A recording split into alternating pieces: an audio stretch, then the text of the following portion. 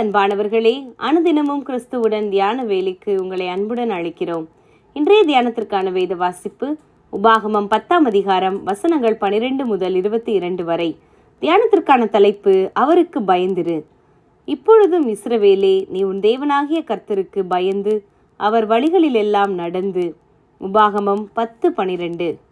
பிள்ளைகள் தவறு செய்துவிட்டால் பெற்றோருக்கு பயப்படுவார்கள்.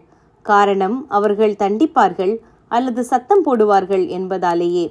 அதே போல மாணவர்களும் ஆசிரியருக்கு பயப்படுவார்கள். காரணம், அவர் தண்டனை கொடுப்பார் என்பதால். அதே போல தேவனும் தண்டிப்பார், அவரால் ஏதாகிலும் ஆபத்து நேரிடும் என்றெல்லாம் எண்ணுவதும் இதனால் அவருக்கு பயப்படுவதும் குழந்தைத்தனமான காரியங்களே. கர்த்தருக்கு பயந்திருப்பதென்பது அவருக்கு கொடுக்கும் கனம், மரியாதை. அது அவருடைய அன்புக்கு பயப்படுதல், அவரது இரக்கத்திற்கு பயப்படுதல், அவருடைய மன்னிப்புக்கு பயப்படுதல் போன்றவைகளே. தேவன் நம் மீது அளவுக்கு அதிகமான அன்பை வைத்திருக்கிறார். அவருடைய அன்பை எண்ணி பார்க்கும்போது எப்படி அவருக்கு துரோகம் பண்ணி பாவம் செய்ய முடியும்? அவர் எவ்வளவாய் நம்மை நேசித்தார்! தனது ஜீவனை கொடுக்கும் அளவுக்கு அவரது அன்பு விசாலமானதாக இருந்தது.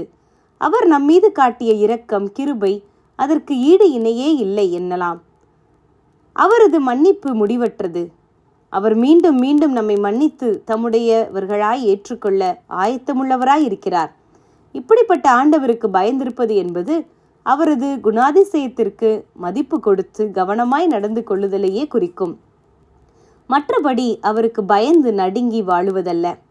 வாலிபனாகிய யோசேப்புக்கு பாவ சோதனை வந்தபோது அவ்விடத்தை விட்டே ஓடியே விட்டான். காரணம் என்ன?